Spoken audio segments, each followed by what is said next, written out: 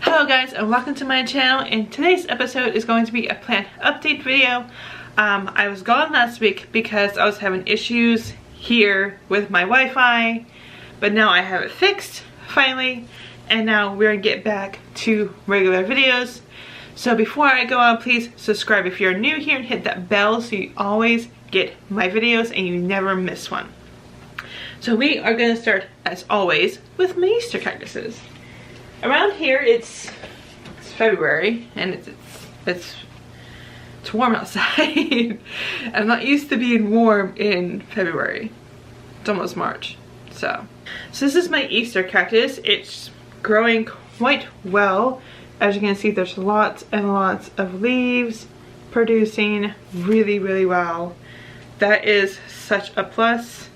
And soon I will be repotting my Christmas cactuses into a bigger container like this guy, so that when Christmas season comes again, they will have lots of room to grow and produce buds and produce flowers. Which last season we only had one plant do that, which I'm okay with at this point. But I want them all to produce lots of buds, and it's gonna be amazing. So now we're moving on to my Christmas cactus. So this was the guy that produced lots of buds last season. And all you can expect from Christmas cactuses at this point, if it's warm like it is here in Florida, is nothing. You can just expect leaves, that's it. But if it's still pretty cool where you live, about, I would say in the 60s or below, you can expect buds to produce. If you put them in a cold room or by a window or a door where they get lots of cold air, you can expect buds. But in Florida, it's currently 74. Not so much. It's like if it's 60 or below, it's in the 60s or it goes below that, you can expect buds. But in the 70s, not so much. So right now, all I'm expecting from this guy is leaves falling, which is totally normal. But if they are producing more leaves than they're losing, it's a good sign. If they are losing more leaves than they are producing, that would tell me it's a sign of distress. So yeah, never a good thing. So yeah, everybody's looking good. I just lost one leaf, which is normal, and it's producing like 10 to 20 in a month maybe. I'm estimating, guesstimating. So I'm moving on to my other Christmas cactus here. So you see this guy is growing quite well. This guy also had a bud, but it got too warm and so the bud died. That's what happens Christmas time in Florida. It was cold for a few weeks, then it warmed up, it was back and forth the whole winter. It's been like that. But yeah, everything is looking good right there. Then we got this last guy who is producing a new leaf. It's producing 2 new leaves. I see 2 new leaves right there. There are 2 new leaves growing. 3 new leaves. I just saw that one. So there's this one right here, and that one right there. So that is a very good sign if you have like a Christmas cactus in a small container like mine, which is handmade. And you see it growing new leaves. That is such a good sign that it's doing quite well, to the point where it wants to produce more leaves. So before we get to my Phalaenopsis orchids, which I'm really excited to show you my new one that I saved basically, I'm going to show you my Dracula orchid. So my Dracula orchid is doing quite well. There's a few leaves falling off. Totally normal. I just gently pull on them like that. I don't pull too hard. I do it like I do my Phalaenopsis orchids. I gently pull on the leaves, and if the leaves fall off, they're good to go. I basically do everything I do for my Phalaenopsis orchids. So it doesn't put much stress on the orchid. So this guy has lost quite a few leaves, but I'm watering it every day. And this guy is doing quite well. So everything is looking good. It's not losing that many leaves because it is growing quite a few of them that I can't really show you because they're so small right now. But yeah, everything is looking good for this guy. Because what I do with this guy, because I had a new orchid brought in So I had to take that bowl away. So what I do is I go outside, I hang this guy up, kind of like that, outside, and I just pour some distilled or rainwater over the top of it and let it drain and bring it back inside. And it hangs out right here next to Zach's cat tree, but Zach doesn't really bother it anymore. When I first brought it in, he would go after it, but now he's like over it. So I'm gonna show you all my other orchids before I show you my new orchid that I brought home a few days ago. So we're gonna start with this guy. This guy is doing quite well. There's no leaf growth, but there is lots of root growth, which I love seeing. So as long as there's a bunch of root growth, I'm not gonna worry about the leaf growth, because its main focus is usually on the root system, then the leaves, then the flower spikes. That's usually how it goes. So here is this guy who has a kiki on it. So we have this guy's growing a root right here. It's growing a new leaf right in there. So everything is looking good. This is fertilizing week, and I'll show you guys all the fertilizers I use, how I fertilize them, and everything like that.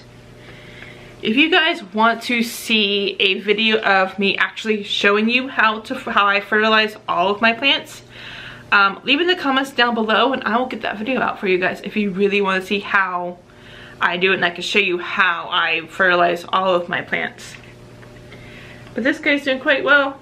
Lots of new roots coming through, which is always a plus for me. I love it. So now we got this guy right here who has a leaf coming in. It's barely visible right there, but it's coming. You can't kind of see over this aerial root. But everything is looking good. We got new roots coming in, which is amazing. I love seeing it. We got extended roots coming in. Just love seeing lots and lots of roots.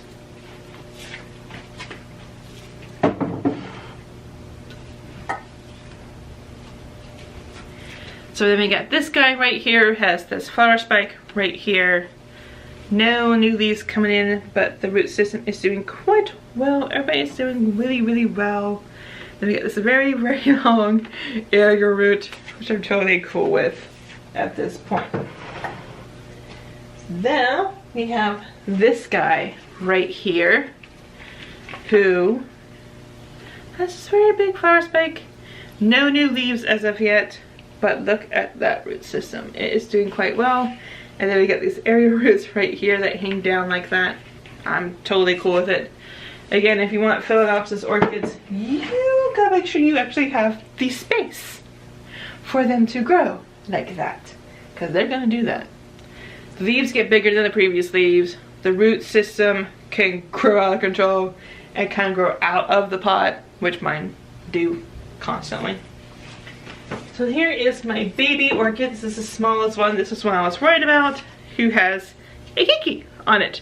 We got two roots right here, then we got a root going into the water, and we have a new leaf coming in right there, which, as you can see, this leaf has grown quite a lot.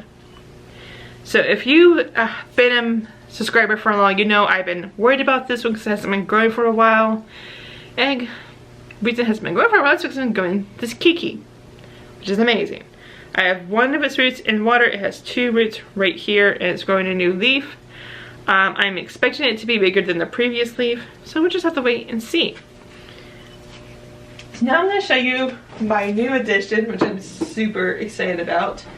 If you subscribe to my vlogging channel, you've already seen this guy, but this is the new addition right here. This guy, I was actually shopping in a local grocery store, and they had Phalaenopsis orchids on sale, but this was the worst of the bunch. It actually had two flower spikes, but when I got it, the second flower spike was pretty much gone. It wasn't gonna regrow. The flower spike was very, very thin. It was very crushing. I had to cut a few roots off of this guy, and as you can see, it's doing quite well. It has already bloomed 3 buds. This one is starting to bloom. I got this guy over here. So yeah, I got 2 more buds left, and it's already started to recover. As you can see, the root system is doing quite well. So this is my new addition. I have this on here because it's very top heavy, as you can see. So I had to put it on there because if not, it was gonna basically fall out of the pot, which I don't want. So this guy is doing quite well. After I saved it, basically, it had about 4 more buds that were not opened yet.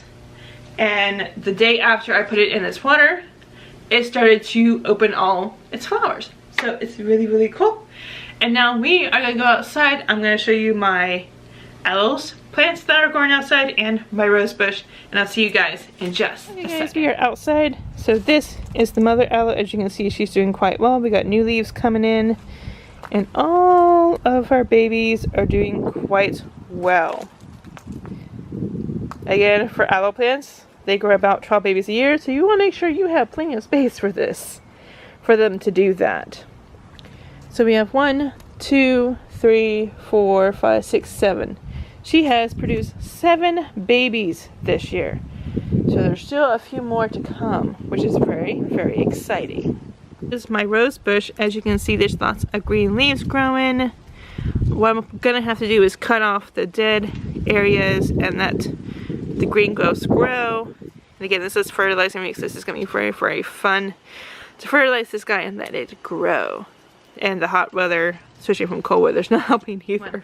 Okay guys, we just came back from outside. You saw all the basic updates, and now I'm gonna give you all of the fertilizers that I use. Again, the link in the description will be all of the links of all the fertilizers that I currently use. And my thermometer that I use. I would never suggest things to you guys that I don't personally use myself. So, first, for the rose bush outside, I use Miracle-Gro's plant food for roses. They're not sponsoring this video, but I love their products. I use their fertilizers, I use their soil, so I love this brand so, so much. So next is everything else besides the orchids. So this is what I use for everything else besides my orchids and my rose bush. This is for my Eastern Christmas cactuses. This is for my aloe outside. So yeah, that is definitely what I use. So now, for my orchids. For the ones that are growing roots and growing leaves only, I use this guy right here. This is what I use for everything that is roots and leaves only. That is the guy that I use. And then for everybody who has flower spikes and has flowers, obviously, I use the bloom booster for that guy. So what I do, first here's the thermometer that I use. This has the current temperature of all my plants, and it has the humidity level, which is A+ for when you need to know the humidity level for orchids. Obviously the orchids and all the rest of my plants, I can tell the humidity level, so I know they're growing perfectly in the temperature to make sure they're not going to freeze. So everything is looking good there. So what I do for all of my plants inside and outside, except for my orchids, is I take a little fertilizer, I put it in water, and I stir it, and I just water them that way. So for my orchids, what I do for my Phalaenopsis orchids is I get Tupperware big enough to hold at least 2 or 3 orchids in one container, and then I put the appropriate fertilizer in some rain or distilled water, and I sit them in there for 1 hour. Then I take them out and I put them in clean water back in their containers. And for my Dracula orchid, what I do is I take a very little amount and I put it in a glass or somewhere it's gonna fit that orchid right there. I put it in there, I sit in there again for 1 hour. Then I take it out, and then what I'm gonna do is I'm gonna take it outside, and I'm going to take some more rain or distilled water, and I flush all of that out so it's not sitting in the orchid for a very long time. as Zach says, no, it's me. Done? Okay. So that's basically what I do. And again, if you want to see how I fertilize my orchids and all of my plants in and outside of this house, please tell me in the comment section. I will also put this poll on Instagram and Twitter, and I'll see what you guys say. And if you want to see that, let me know, and I will definitely get that video out for you guys, because this is fertilizing week, and I'll do it during a fertilizing week, and so you guys can see how I fertilize all of my plants. Thank you guys so much for watching. Please like this video if you liked it, share it to grow our community, and again, subscribe if you're new here. I put out videos every single week, and I'll see you guys next time.